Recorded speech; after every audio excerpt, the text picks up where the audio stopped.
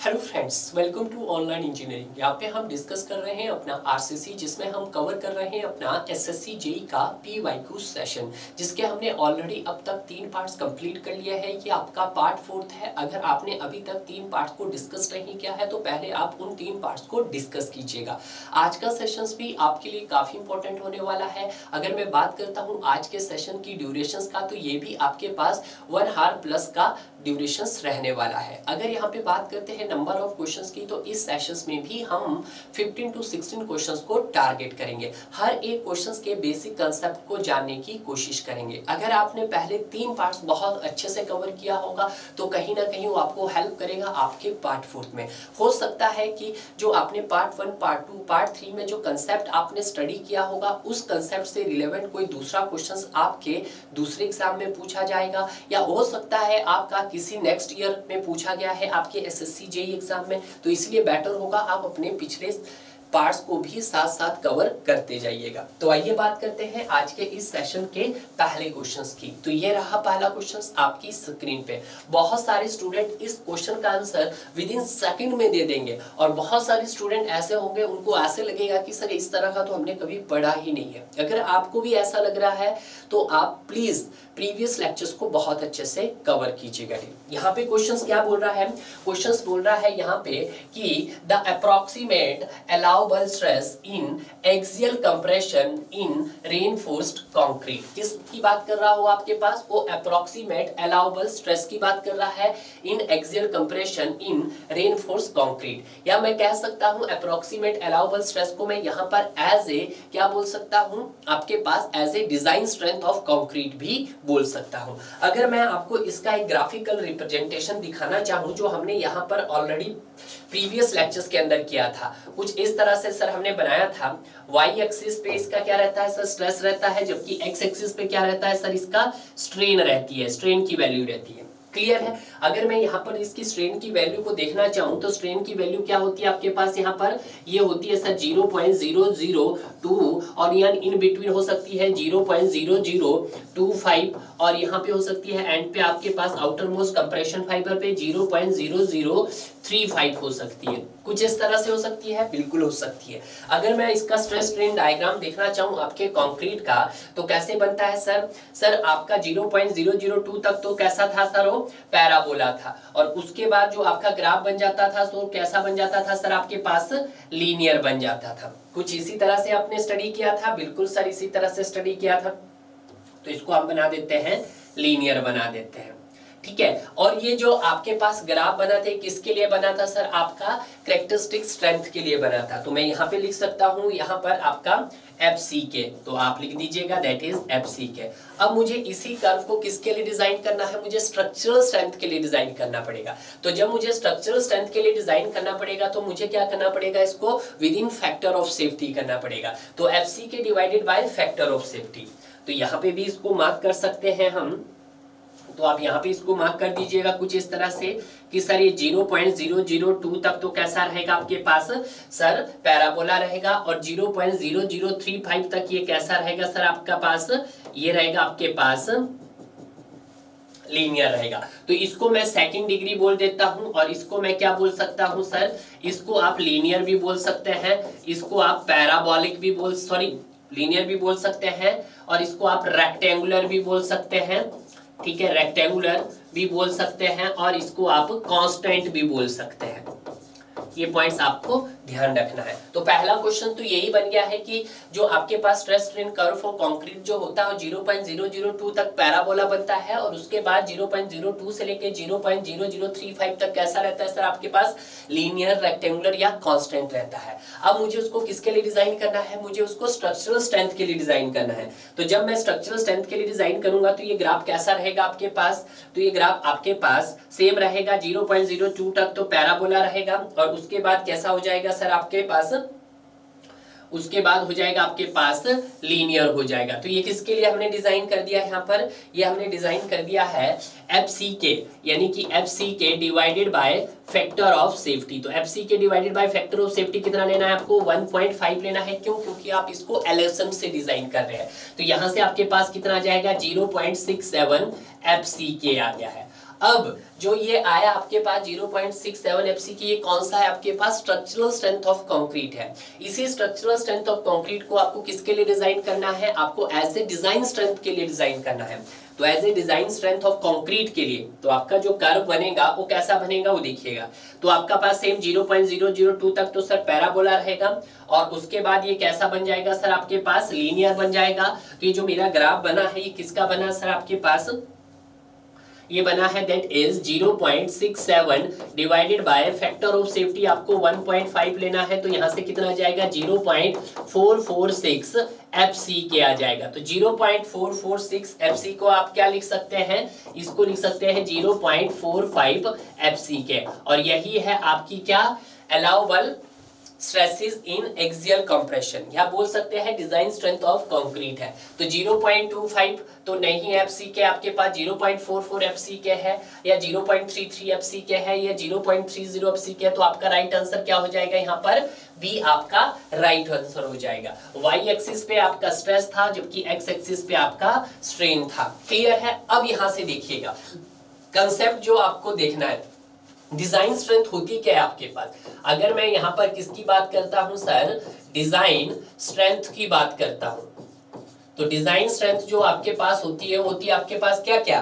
Characteristic strength of concrete upon factor of safety. तो यहाँ पे जो कैरेक्टरिस्टिक स्ट्रेंथ ऑफ लिया हमने, वो किसका लिया हमने? स्ट्रक्चरल स्ट्रेंथ ऑफ कंक्रीट का लिया। तो जब इसको सॉल्व किया तो ये आपके पास कितना आ गया? यहाँ पर फैक्टर ऑफ सेफ्टी 1.5 लिया, तो ये आपके पास 0.67 FC के आया। तो ये कौन सी स्ट्रेंथ आई आपके पास? That is structural strength of concrete आई। कौन सी? स्ट्रक्चरल स्ट्रेंथ ऑफ कंक्रीट आई आपके पास। ठीक है, इसी स्ट्रक्चरल स्ट्रेंथ ऑफ कंक्रीट को आपने क्या किया? With in factor of safety किया, तो उसी को हम क्या बोल देंगे? उसी को आप डिजाइन स्ट्रेंथ ऑफ कंक्रीट बोल सकते हैं। तो उसी को हम क्या बोल देंगे? डिजाइन स्ट्रेंथ ऑफ कंक्रीट बोल देंगे।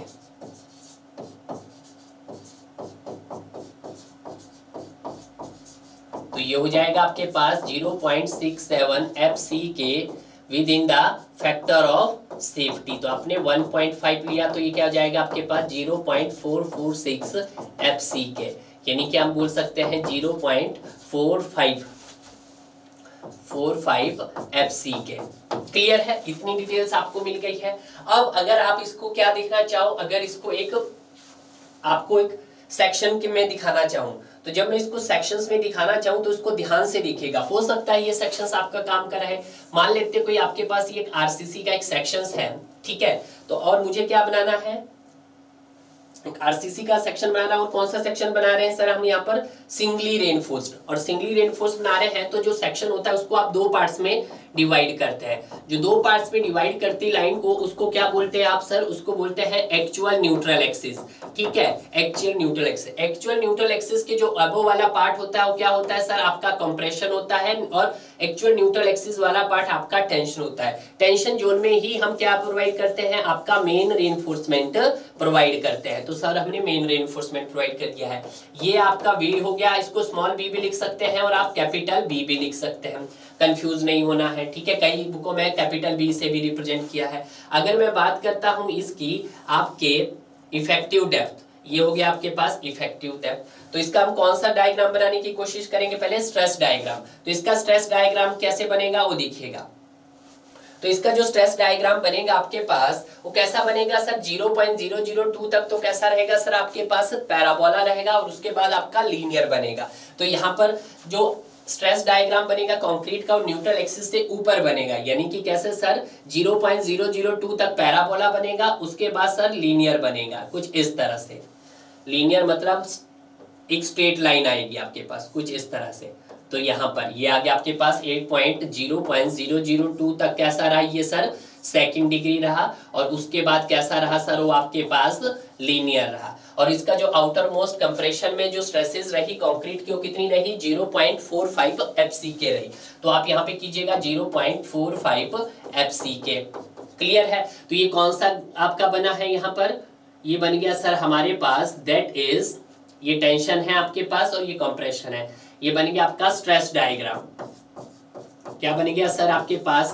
Stress diagram. अब आप स्ट्रेन डायग्राम बनाना चाहोगे तो स्ट्रेन डायग्राम कैसा बनेगा वो देखिएगा। स्ट्रेन डायग्राम आपके पास ये है, तो स्ट्रेन डायग्राम कैसा बनेगा आपके पास, यहाँ पर लीनियर बनेगा।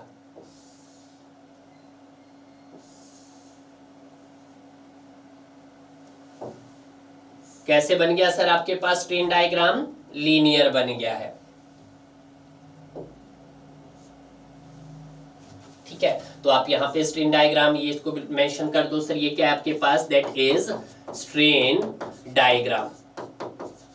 ये क्वेश्चंस पूछे जाते हैं आपसे, स्ट्रेन डायग्राम कैसा बना आपके पास, लीनियर बना। ठीक है, और यहाँ पे स्ट्रेस डायग्राम भी आप लिख सकते हैं कि सर 0.002 तक तो सर कैसा रहा मेरे पास, पैराबोला रहा, और उसके बाद कैसा रहा सर आपके पास, लीनियर। ठीक है, ये हो गया आपके पास। यहाँ पे जो आपका आउटर मोस्ट कंप्रेशन फाइबर होगा, जो आपका आउटर मोस्ट फाइबर जो होगा compressor in case of bending, वो कितना होगा, वो आपके पास 0.0035 होगा। But in case of tension की बात करते हैं तो क्या होगा, greater than 0.002 plus 0.87 FY divided by ES होगा। ये आपका क्या रहेगा सर, ये कंप्रेशंस रहेगा, और ये किस में रहेगा सर, टेंशंस में रहेगा। क्लियर है, तो ये कुछ एडिशनल पॉइंट्स हैं, अगर आपके एग्जाम के अंदर पूछे जा सकते हैं। यहाँ तो आपको बताना था कि जो आपका अप्रोक्सीमेट अलाउबल स्ट्रेस होगा, जिसको आप as a design strength of concrete भी बोलते हैं, तो कितना रहेगा, 0.44 FC के रहेगा। क्लियर है, बट अगर क्वेश्चंस में कभी ये पूछ ले कि जो स्ट्रेस स्ट्रेन कर्व जो होता है कंक्रीट का, वो कैसे रहता है सर, तो वो आपके पास 0.002 तक पैराबोला रहता है, उसके बाद लीनियर रहता है। उसी तरह से स्ट्रेन डायग्राम भी पूछ सकता है, स्ट्रेन डायग्राम आपके पास 0.0035 रहता है, ये भी क्वेश्चन हो सकता है। तीसरा क्वेश्चन ये हो सकता है कि जो maximum strain in concrete at the जो आउटर मोस्ट कंप्रेशन फाइबर होता है, कितना होता है सर, 0.0035 होता है इन केस ऑफ बेंडिंग। क्लियर है, इतने सारे क्वेश्चंस आपको यहाँ से पूछे जा सकते हैं डियर। क्लियर है, तो यहाँ से आपको इस क्वेश्चन का आंसर भी मिल गया है। अब यहाँ पे मूव करते हैं हम अपने नेक्स्ट क्वेश्चंस की तरफ। नेक्स्ट क्वेश्चंस क्या है, the tensile strength of concrete is to be used in the design of reinforced concrete member. कि हम एक टेंसाइल स्ट्रेंथ यूज करते हैं किसमें, आरसीसी में, तो कौन सी रहती है आपके पास, 0.2 FC के रहती है, 0.1 FC के रहती है, 0.7 रूट FC के रहती है, 0 रहती है। कोई आपने 0 स्ट्रेंथ पढ़ी है आरसीसी के अंदर, नहीं। 0.1 पढ़ी है सर, नहीं पढ़ी है। 0.2 पढ़ी है तो नहीं पढ़ी है। तो यहाँ पे देखिएगा कि जब भी हम बात करते हैं किसकी, टेंसाइल स्ट्रेंथ ऑफ कॉन्क्रीट की, टेंसाइल स्ट्रेंथ ऑफ कॉन्क्रीट की, तो इसी को हम क्या बोलते हैं, इसी को हम फ्लेक्सुरल स्ट्रेंथ ऑफ कंक्रीट भी बोलते हैं। फ्लेक्सुरल स्ट्रेंथ ऑफ कंक्रीट भी बोलते हैं, और इसी को हम सर और क्या बोल सकते हैं, फ्लेक्सुरल स्ट्रेंथ ऑफ कंक्रीट के अलावा इसको आप मॉडुलस ऑफ रप्चर भी बोल सकते हैं। क्या बोल सकते हैं सर, मॉडुलस ऑफ रप्चर भी बोल सकते हैं। ठीक है, और इसी को आप क्रैकिंग स्ट्रेंथ भी बोल सकते हैं। इसी को आप क्या बोल सकते हैं सर, क्रैकिंग स्ट्रेंथ भी बोल सकते हैं। तो ये नाम्स है जो आपको जानना काफी इंपॉर्टेंट है, क्योंकि कभी कभी स्टूडेंट कंफ्यूज हो जाता है, उसको नेम ही याद नहीं होते कि जो आपके पास टेंसाइल स्ट्रेंथ ऑफ कंक्रीट होता है, it is also known as flexural strength, it is also known as modulus of fracture, और it is also known as cracking strength. इसको जो रिप्रेजेंट किया जाता है या लिख सकते हैं, it is expressed as a, किसमें एक्सप्रेस किया जाता है इसको, FCR से रिप्रेजेंट किया जाता है। और अगर हम बात करते हैं अकॉर्डिंग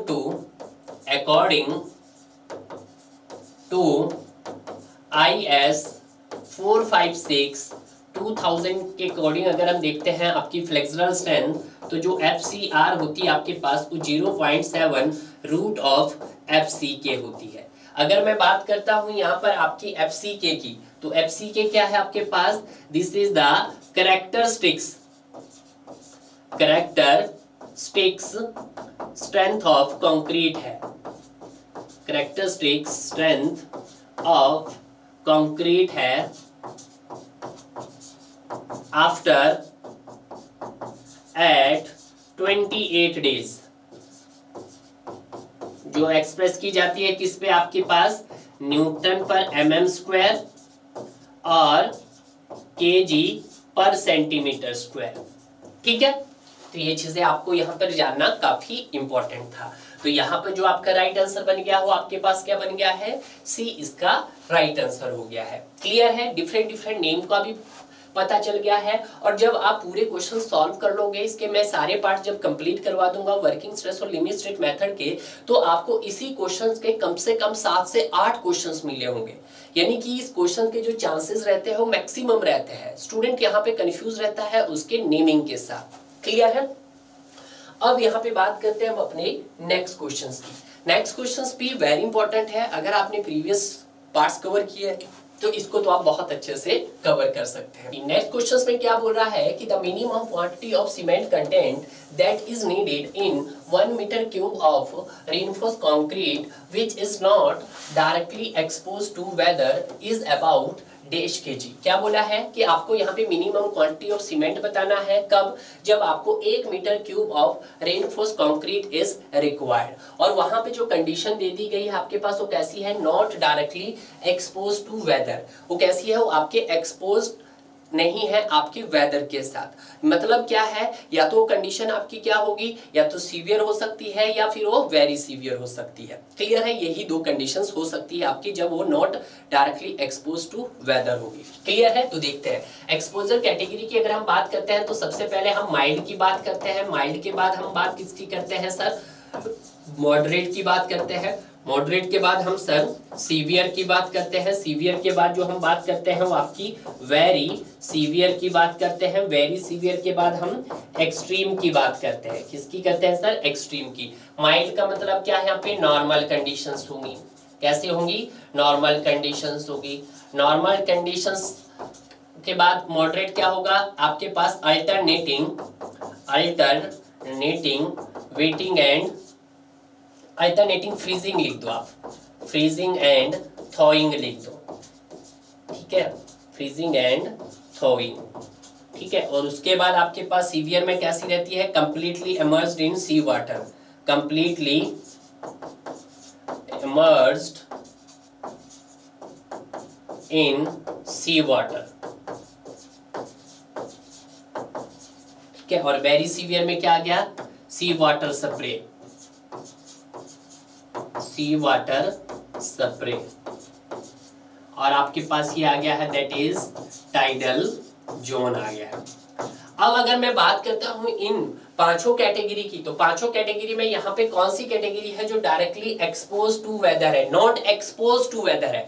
वेदर के साथ जो डायरेक्ट एक्सपोज नहीं है वो तो आपके पास सीवियर है, क्योंकि वहां पे जो भी आप स्ट्रक्चर्स बना रहे हो कंप्लीटली सी के अंदर क्या है, मर्ज्ड है। क्लियर है, तो ये कंडीशन हो सकती है। देख लेते हैं, कोई बात नहीं। तो यहाँ पे हम जो सबसे पहले बात करेंगे उसके किसकी बात करेंगे, मिनिमम ग्रेड की। मिनिमम ग्रेड पहले मैं आरसीसी का भी बता सकता हूँ और पीसीसी का भी बता सकता हूँ। माइल्ड की कंडीशंस में जो आपका ग्रेड रहता है मिनिमम कितना रहता है सर, आपका M20 रहता है, जबकि पीसीसी में मेंशन ही नहीं है। अगर मैं बात करता हूँ मॉडरेट के केस में, तो मॉडरेट के केस में सर 25 और पीसीसी का मेंशन किया उसने 15।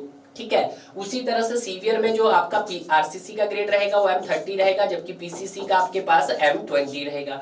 वेरी सीवियर्स की बात करते हैं तो यहाँ पर M35 रहेगा, जबकि पीसीसी में M25 रहेगा। क्लियर है। उसी तरह से एक्सट्रीम की बात कर लेते हैं तो M40 रहेगा आपके पास और यहाँ पे M30 रहेगा। तो यहाँ पर आपने क्या बता दिए है, मिनिमम ग्रेड बता दिए है अपने आरसीसी के भी और अपने पीसीसी के भी। अब हम मिनिमम कवर्स की बात करते हैं। जो मिनिमम कवर्स यहाँ पे जो प्रोवाइड किया जाता है वो 20 mm प्रोवाइड किया जाता है। उसके बाद आप जो कवर प्रोवाइड करेंगे वो 45 mm प्रोवाइड करेंगे।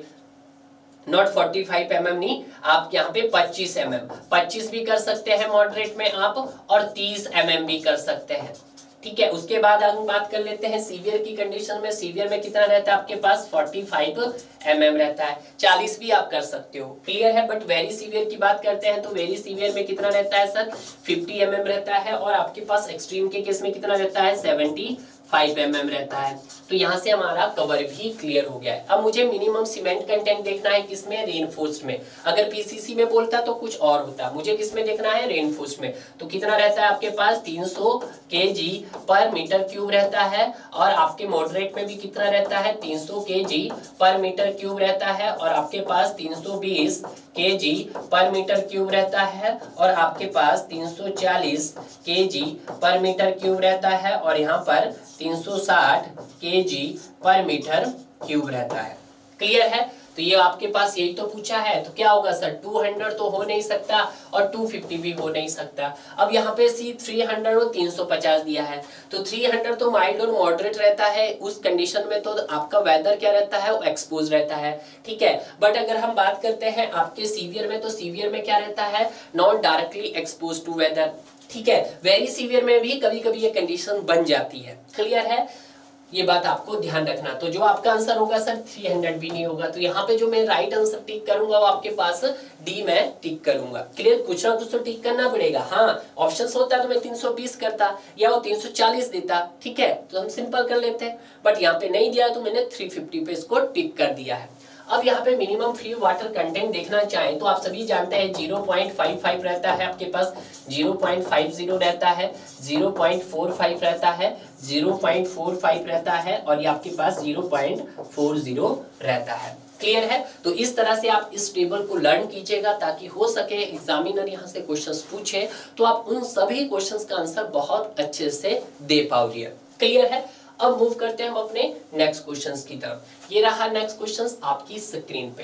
क्वेश्चंस क्या बोल रहा है, the allowable tensile stress in high yield strength deform bar steel स्टीरअप्स used in reinforced cement concrete. आपको क्या बताना है, अलाउबल टेंसाइल स्ट्रेसेस बतानी है। अलाउबल टेंसाइल स्ट्रेसेस मतलब सिग्मा एसटी बताना है। सिग्मा एसटी हो गया इन केस ऑफ टेंशन और सिग्मा एससी हो गया है इन केस ऑफ कंप्रेशन। क्लियर है। तो ये बात, इसके लिए आपको टेबल देखना है, type of stresses in steel reinforcement में कौन कौन सी स्ट्रेसेस होती है।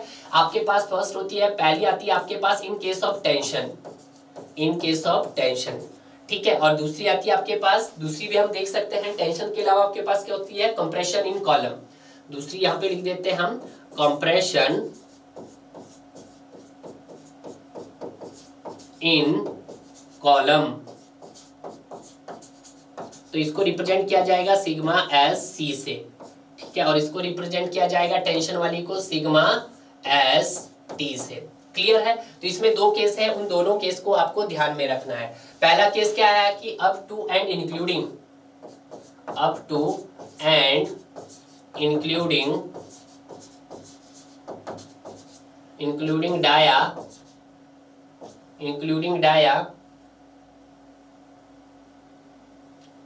20 mm, पहला केस। और दूसरा केस आ जाएगा, इसमें क्या आ जाएगा कि over 20 mm dia, over 20 mm dia. तो उसके लिए जो माइल्ड स्टील और आपके पास high yield strength deformed bar, high yield strength deformed bar में दो ग्रेड आते हैं, Fe415 और Fe500 आते हैं। आप मोस्ट केस में कौन सा यूज करते हैं, Fe415 ही यूज करते हैं। तो जब आपका डाया क्या हो 20 mm तक हो तो उस केस में आपकी Fe250 के लिए जो वैल्यू रहेगी वो आपके पास 140 रहेगी।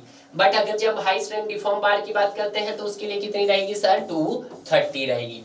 क्लियर है, ये बात ध्यान रखना है। अगर डाया आपका अप टू 20 mm से बड़ा हो, ये तो आपका 20 mm तक था, अगर 20 से बड़ा हो तो उस कंडीशंस में क्या हो जाएगा, इसमें से आपने 10 माइनस कर दिया तो आपके पास 130 आ गई है और ये आपकी सेम रहेगी, दैट इज 230 रहेगी।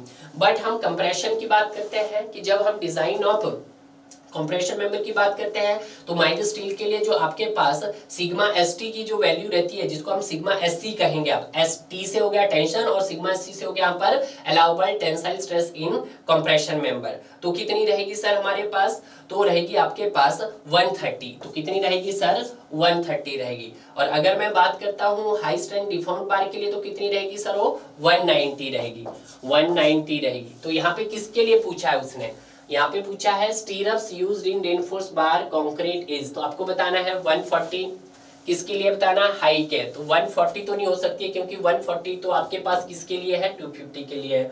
190 हो सकती है, 230 हो सकती है आपके पास, या कितनी हो सकती है। तो यहाँ पे मेंशन नहीं किया है कि मेंबर आपका किस तरह से, ठीक है। तो यहाँ पर आपको किस पे टिक करना है, आपको टिक करना है किसके लिए, टेंशंस के लिए बोला उसने, तो टेंशंस के लिए कितनी आएगी आपके पास 230 आएगी। हाई यील्ड्स के लिए कितनी आएगी सर 230 आएगी। तो आपका राइट आंसर क्या हो जाएगा यहाँ पर, सी आपका राइट आंसर हो जाएगा। क्लियर है, ये बात आपको ध्यान रखनी है।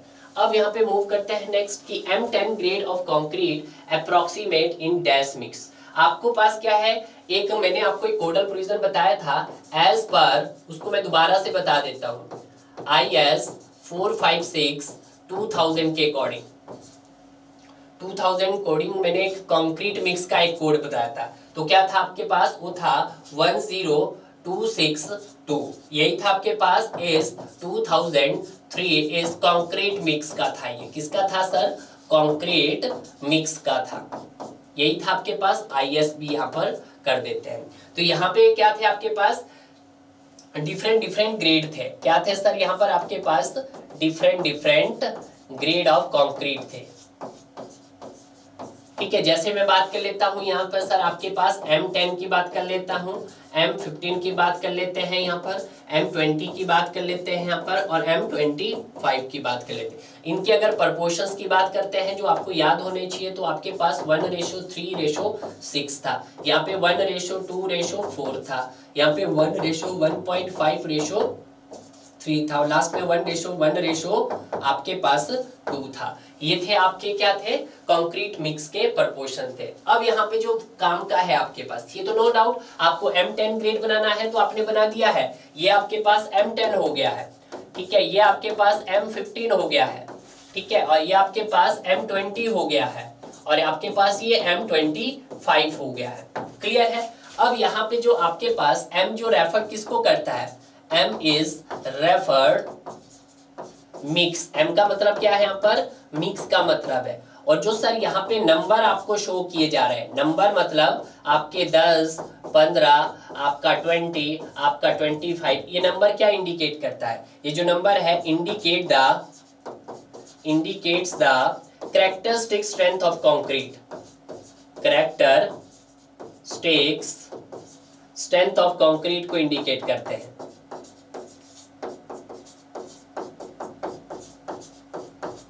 जो किस में होती है आपके पास, न्यूटन पर mm स्क्वायर में हो सकती है, और आपके पास kg पर सेंटीमीटर स्क्वायर में हो सकती है। उसके बाद जो आपको रेशो दी गई, यहाँ पर रेशो क्या दिया गया है, जैसे आपके पास 1:3:6 दिया गया है। तो इट मीन्स, इसका मतलब क्या हुआ, इट मीन्स इसका मतलब है कि एक पार्ट आपका किसका है सर, सीमेंट का है, एक पार्ट सीमेंट का है, और 3 पार्ट आपके किसके हैं सर, आपके फाइन एग्रीगेट के हैं।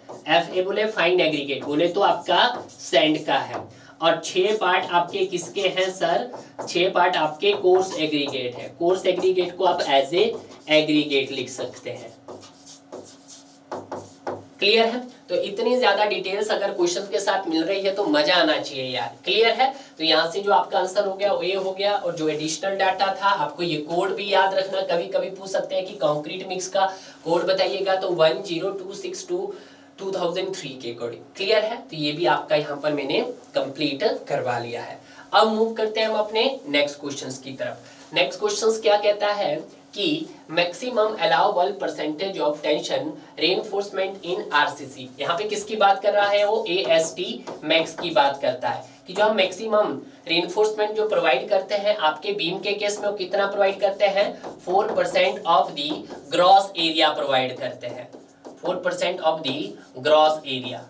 ठीक है, या हम बोल सकते हैं इसको 4% ऑफ दी टोटल एरिया भी बोल सकते हैं, इसको क्या बोल सकते हैं, टोटल एरिया भी बोल सकते हैं। तो उसको लिख सकते हैं हम 4/100 इंटू ग्रॉस एरिया क्या होगा आपके पास, B इंटू डी। डी क्या आएगा, ओवरऑल डेप्थ आएगा, नॉट इफेक्टिव डेप्थ नहीं आएगा। हो सकता है गलती से वो B इंटू स्मॉल डी दे दे, नहीं, तो यहाँ पे जब हम सॉल्व करेंगे तो 0.04 इंटू बी डी आएगा आपके पास। तो ये आया आपके पास AST मैक्स आ गया। क्लियर है। अब जब AST मैक्स आपके पास आ गया है तो मुझे क्या देखना है, AST मिनिमम देखना है। क्लियर है। तो यहाँ पे लिखिएगा आप the minimum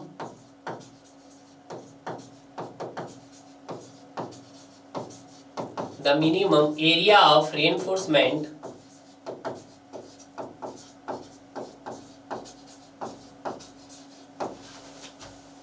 shall be taken as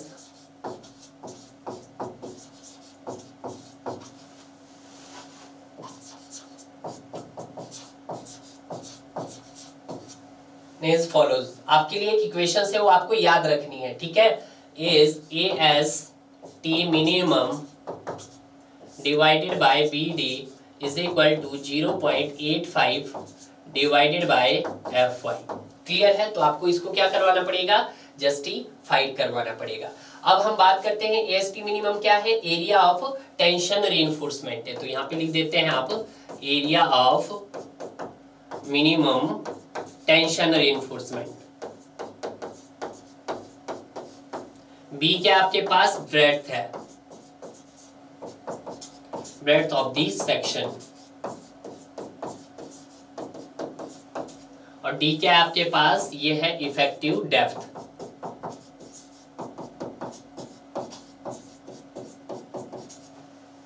F Y क्या है, ये है आपके पास कैरेक्टरिस्टिक स्ट्रेंथ।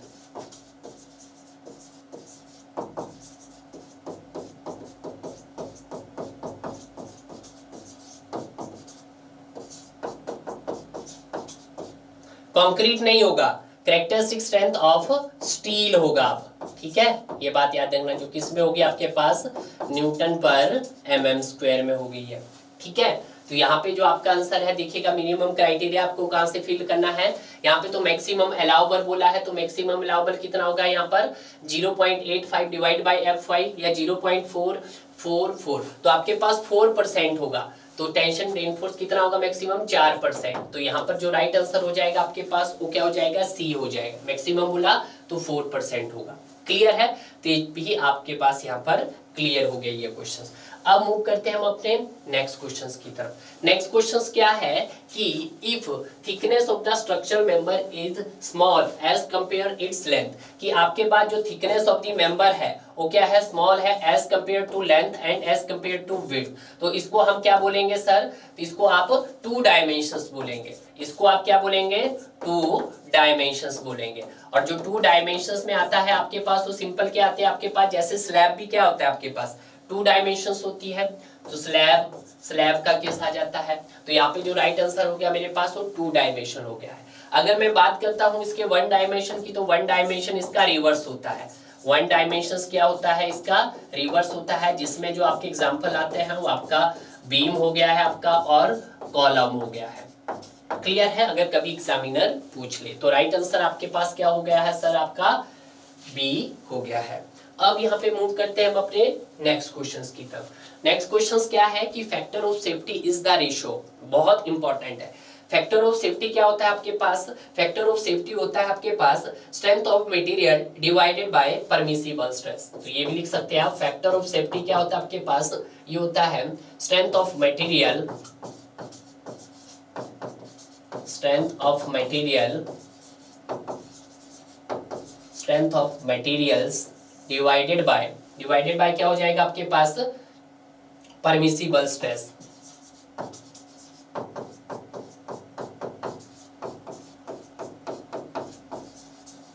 ठीक है, अब मैं फैक्टर ऑफ सेफ्टी निकालना चाहूं किसकी, डक्टाइल की।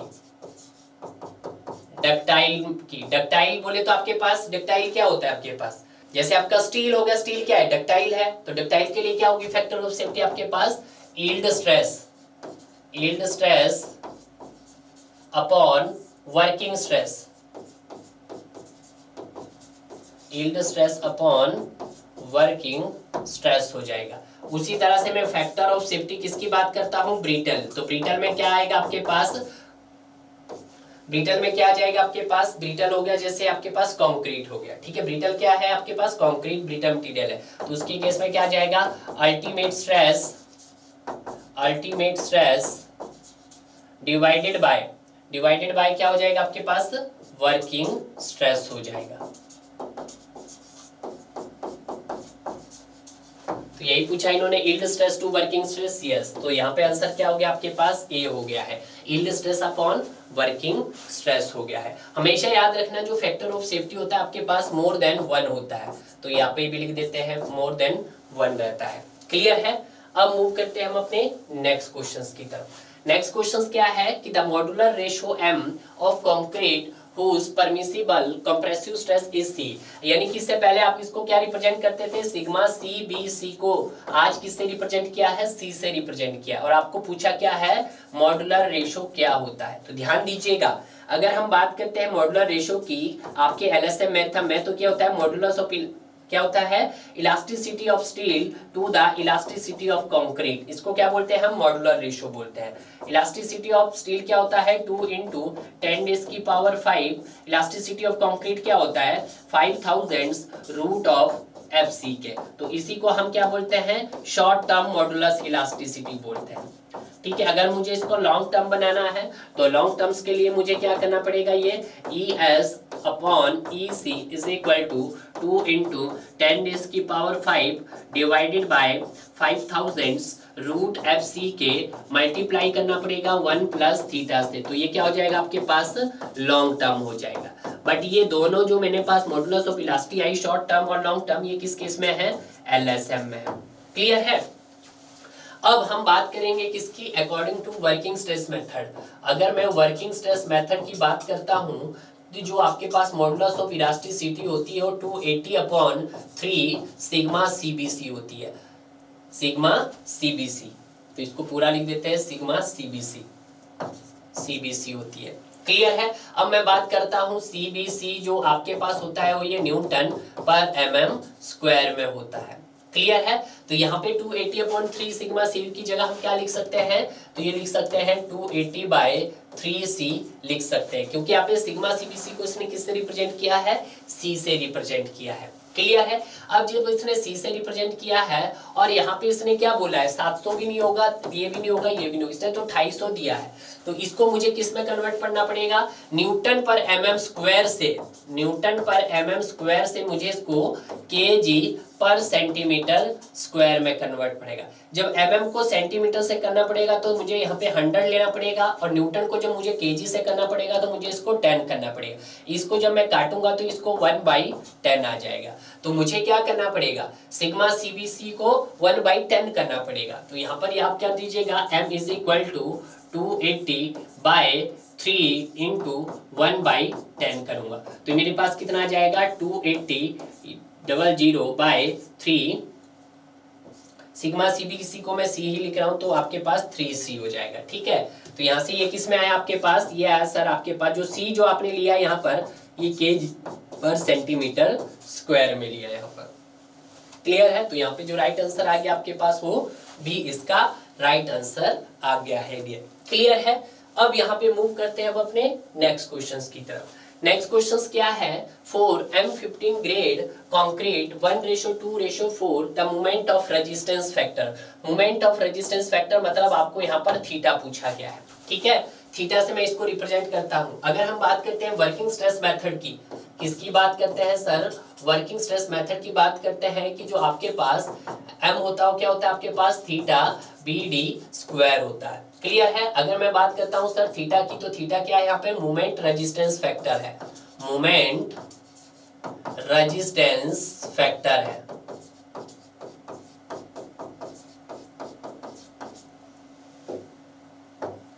ठीक है, मोमेंट रेजिस्टेंस। अगर मैं थीटा को लिखना चाहूं तो थीटा क्या है यहाँ पर 1/2 CJK है। अगर मैं बात करता हूँ सी क्या है, permissible stress of concrete in compression zone. Sorry, compression भी हो सकता है, टेंशन भी हो सकता है, बेंडिंग में भी हो सकता है और आपका कंप्रेशन में भी हो सकता है। अगर मैं बात करता हूँ सर यहाँ पर जे की, तो जे के आपके पास ये लीवर आर्म है, और लीवर आर्म क्या होता है आपके पास 1 - K/3 होता है। अब यहाँ पे जो K है, K क्या है सर, न्यूट्रल एक्सिस फैक्टर है। K क्या है सर, न्यूट्रल एक्सिस फैक्टर है। और K कैसे निकलेगा आपके पास, MC M क्या है, मॉड्यूलर रेशियो है, C क्या है आपके पास CBC है, और T + MC, और T + MC है। अब T क्या है आपके पास, जो टी है आपके पास वो सिग्मा एस टी है, जो आपने अभी एक टेबल्स निकाला था पीछे। के क्या है आपके पास, अगर आपको पूछे कोई, ये न्यूट्रल एक्सिस फैक्टर है। क्या है सर आपके पास, न्यूट्रल एक्सिस फैक्टर है, तो इसको आप लिख सकते हैं न्यूट्रल एक्सिस फैक्टर है। ठीक है, सी क्या है आपके पास, परमिसिबल स्ट्रेस इन कंक्रीट है, तो इसको भी लिख देते हैं हम परमिसिबल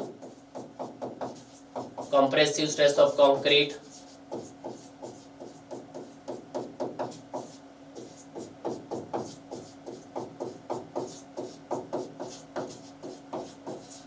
ठीक है, और अगर मैं बात करता हूं जे की, तो जे क्या है सर आपके पास, ये लीवर आर्म है आपके पास। ये क्या है सर, लीवर आर्म है। सारी टर्म्स पता लगी है। अब टी क्या है आपके पास, सिग्मा एस टी है। तो सिग्मा एस टी के लिए मैंने आपको एक टेबल अभी बताया था पीछे, अगर आपको याद हो, ये आपको टेबल याद रखा था।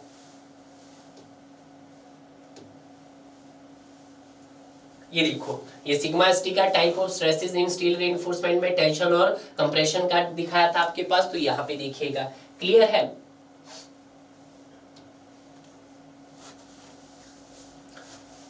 ये हो गया है, तो हमारे पास यहाँ पे सारी टर्म्स आ गई। अब मेरे पास जो मुझे क्या निकला है, सिग्मा सीबीसी का दिखाना है, तो इसके लिए मुझे टेबल पे जाना पड़ेगा। तो M15 में M15 टेबल देखना पड़ेगा। तो जो सिग्मा सीबीसी की जो वैल्यू होगी, सिग्मा सीबीसी को आप सी भी बोल सकते हैं, या आप बोल दो बराबर है सी, जो इसका जो वैल्यू होगी M15। तो ग्रेड का क्या कीजिए आप, 1/3 कीजिएगा। तो 15/3 अगर आपको टेबल लर्न नहीं है तो 1 आप क्या करोगे, 15/3 तो आपके पास कितना जाएगा सर, ये 5 न्यूटन पर mm² आ जाएगा। तो यहां से आपको तो M15 मिल गया है। उसी तरह से यहाँ पर ग्रेड कौन सा दिया आपके पास, Fe M15 दिया हुआ था, बिल्कुल सही दिया था। अब आपके पास जब स्टील का ग्रेड नहीं मेंशन है तो आप Fe 250 लीजिएगा। तो 250 के लिए आपको सिग्मा ST मिल जाएगा।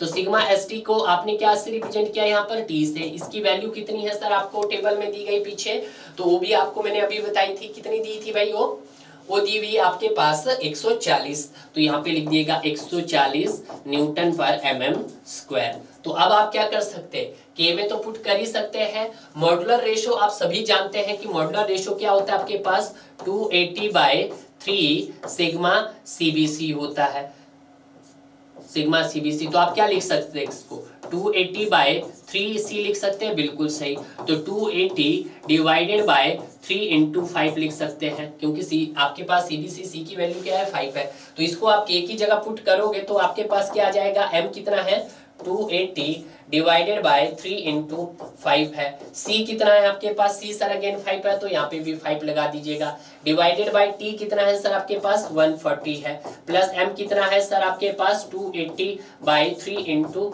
5 है, इंटू सी आपके पास 5 आ गया है। यहाँ से जब इसको कैलकुलेट करेंगे तो आपके पास कितना आ जाएगा सर, 0.4 आ जाएगा। तो यहाँ से आपने के फाइंड आउट कर दिया है।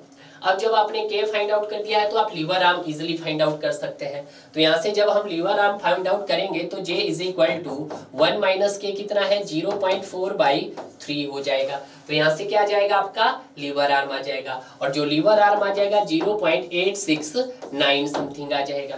तो लीवर आर्म भी मिल गया आपको पास, सी भी मिल गया सर, जे भी मिल गया, के भी मिल गया। तो फुट तो आप कर ही सकते हैं सारी वैल्यू को। तो थीटा क्या हो जाएगा आपके पास, 1/2 CJ हो जाएगा। तो ये 1/2 सी कितना है, सी बोले तो आपके पास 5 है, तो आप 5 ले आएगा। उसके बाद जे की वैल्यू कितना है, 0.869 है, 0.869 है, मल्टीप्लाई कीजिएगा। उसके बाद किसको देखना है सर आपको, उसको बाद देखना है के की वैल्यू भी आपने भर दी है सर। अब क्या बचा आपके पास, जे की वैल्यू नहीं, के की वैल्यू तो आपके पास कितनी है, 0.4, तो ये 0.4 आ गई है।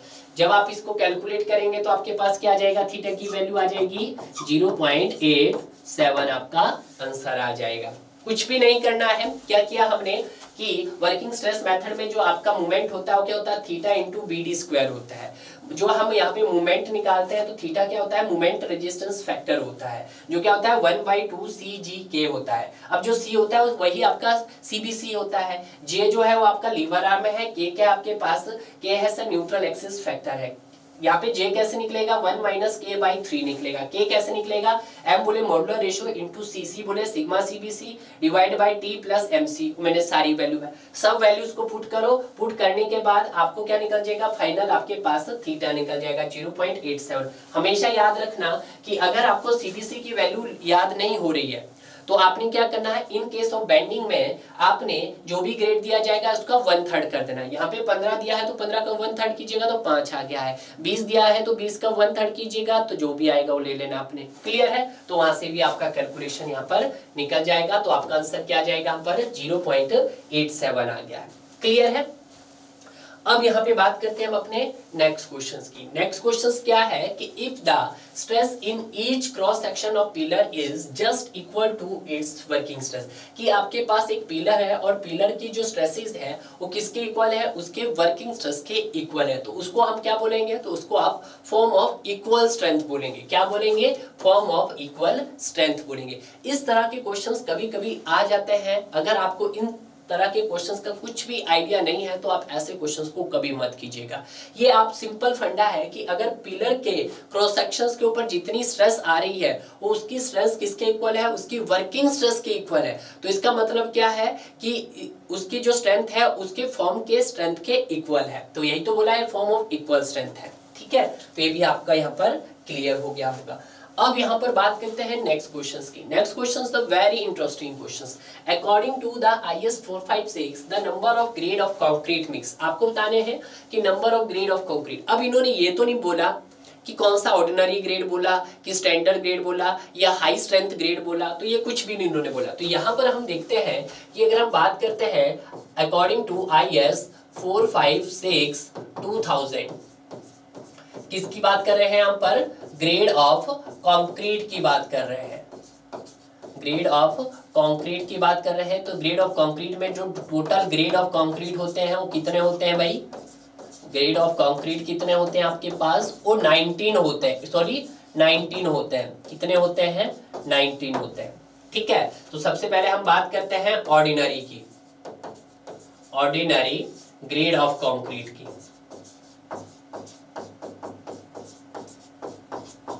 ठीक है, ऑर्डिनरी के बाद हम जो बात करेंगे वो आपकी स्टैंडर्ड ग्रेड ऑफ कंक्रीट की बात करेंगे। स्टैंडर्ड ग्रेड ऑफ कंक्रीट की बात करेंगे। उसके बाद हम हाई स्ट्रेंथ कंक्रीट की बात करेंगे।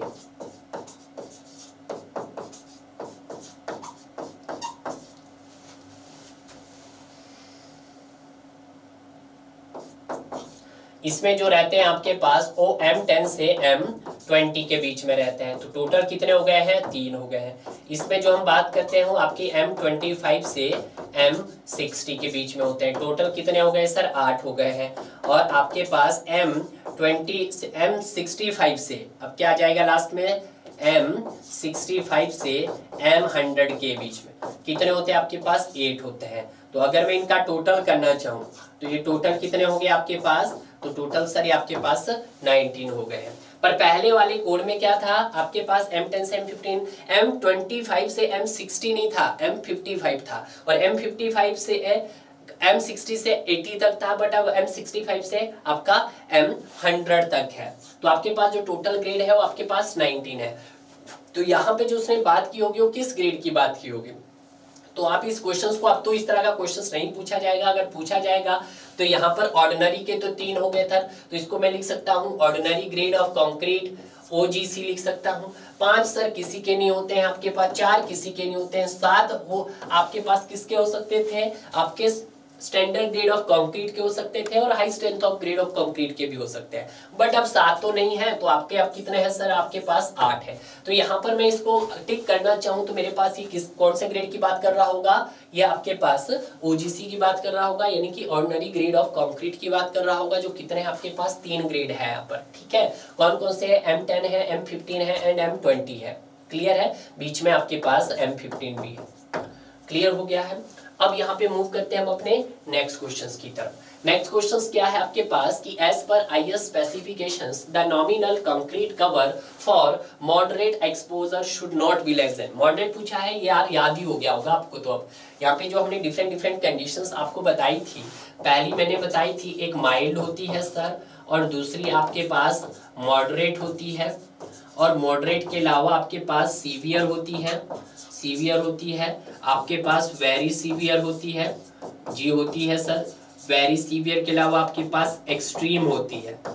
यहाँ पे जो हम मिनिमम कवर्स प्रोवाइड करते हैं वो 20 mm का प्रोवाइड करते हैं, यहाँ पे हम 25 mm प्रोवाइड करते हैं, यहाँ पे हम 45 mm प्रोवाइड करते हैं, यहाँ पे हम 50 mm प्रोवाइड करते हैं, और यहाँ पर हम 75 mm प्रोवाइड करते हैं। क्लियर है? ये बात आपको ध्यान रखनी है। आप 30 भी कर सकते हैं, ऐसा नहीं कि 30 नहीं करते, 45 से आप 40 भी कर सकते हैं। मिनिमम ग्रेड ऑफ कंक्रीट की बात करते हैं, M20 है, यहाँ पर M25 है आपके पास, M30 है आपके पास, M35 है यहाँ पर आपके पास, और M40 है आपके पास। ये किसके ग्रेड है आपके पास? RCC के।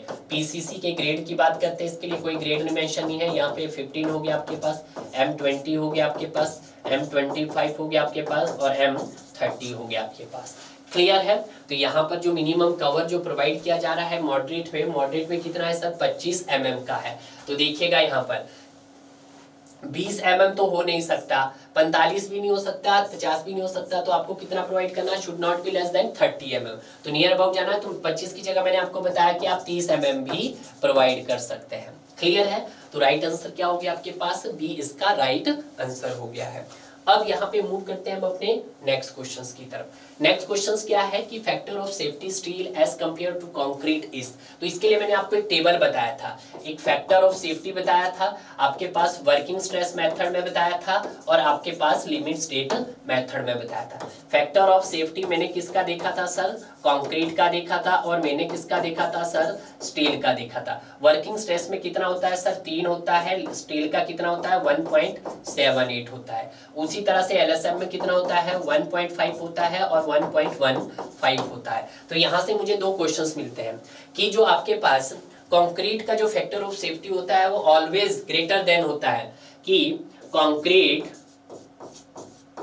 का जो फैक्टर ऑफ सेफ्टी होता है वो क्या होता है आपके पास? ग्रेटर देन होता है आपके स्टील के फैक्टर ऑफ सेफ्टी से। या आप इसको ये लिख सकते हैं कि जो स्टील का जो फैक्टर ऑफ सेफ्टी होता है वो आपके पास लेस देन होता है कंक्रीट के फैक्टर ऑफ सेफ्टी से, फैक्टर ऑफ सेफ्टी से। तो यहाँ पे देखिएगा कि factor of safety steel as compare to concrete क्या होता है? स्टील का क्या होता है? लोअर होता है। सर इसका भी रीजन है क्यों होता है, ठीक है? या आप यहाँ पे ये लिख सकते हैं कि जो कंक्रीट है आपके पास, कंक्रीट का जो फैक्टर ऑफ सेफ्टी आप ज्यादा क्यों लेते हैं एज कंपेयर टू स्टील के फैक्टर ऑफ सेफ्टी से। तो यहाँ पे देखिएगा कि जब हम बात करते हैं कंक्रीट के फैक्टर ऑफ सेफ्टी की, तो इसकी quality control is not good, कि जो इसका मटेरियल होता है, मटेरियल्स की बात करूंगा मैं, मटेरियल्स की quality control is not good. Sir ये कैसे बोल सकते हो आप कि वहां पे इसका क्वालिटी कंट्रोल गुड नहीं है? भाई जब भी कोई चीज आप साइट्स पे बना रहे हो तो हो सकता है वहां पे आपने प्रपोर्शंस में कुछ कमी की हो सकता है आपने वहां पे उस प्रपोर्शन की प्रॉपर टैंपिंग नहीं की हो, उसकी प्लेसिंग नहीं हो, आपने उसकी क्यूरिंग नहीं की हुई हो। बहुत सारे फैक्टर्स रहते हैं जिससे क्या हो सकता है, हमारा जो भी प्रपोर्शंस हो सकता है उसकी क्वालिटी वहां पर अच्छी ना बन सके। क्यों? क्योंकि सर वो कहाँ पे प्रिपेयर किया जा रहा है? आपका साइट पे प्रिपेयर किया जा रहा है। बट जब हम बात करते हैं किसकी सर? आपके स्टील की, तो जो स्टील की जो क्वालिटी कंट्रोल होती है, इसके जो मटेरियल की जो क्वालिटी कंट्रोल होती है वो क्या होती है सर? वो आपके पास गुड होती है। जब क्वालिटी कंट्रोल गुड होती है तो क्यों होती है? क्योंकि इसको सर लैब में या फैक्ट्री में प्रिपेयर किया जाता है, और जब लैब और फैक्ट्री में प्रिपेयर किया जाता है तो ये क्या रहता है आपका?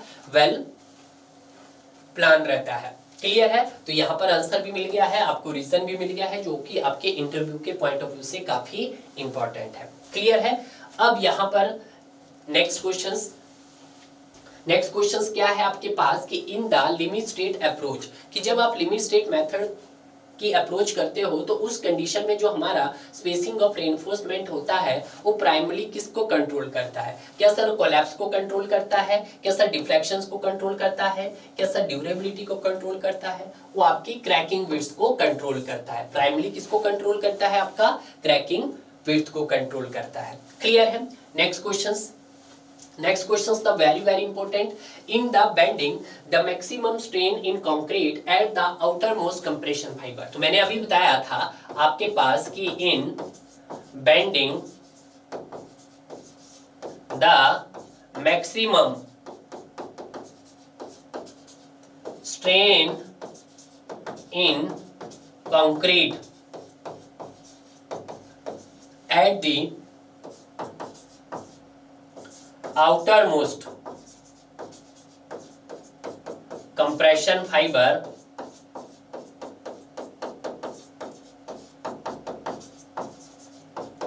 is taken as 0.0035 strain। Clear है? But in case of axial, in case of axial the maximum strain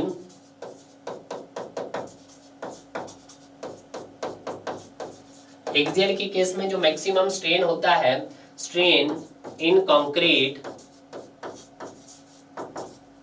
at the outer most compression fibre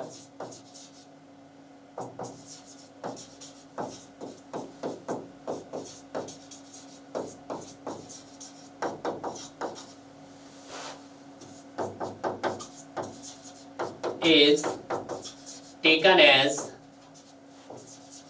0.002 strain। Clear है? तो ये दोनों हो सकता है, आपके एग्जामिनर में पूछ सकता है। आज तो इन बेंडिंग पूछा है तो बेंडिंग में ये हो गया है और एक्सियल में आपका ये हो गया है। क्लियर है?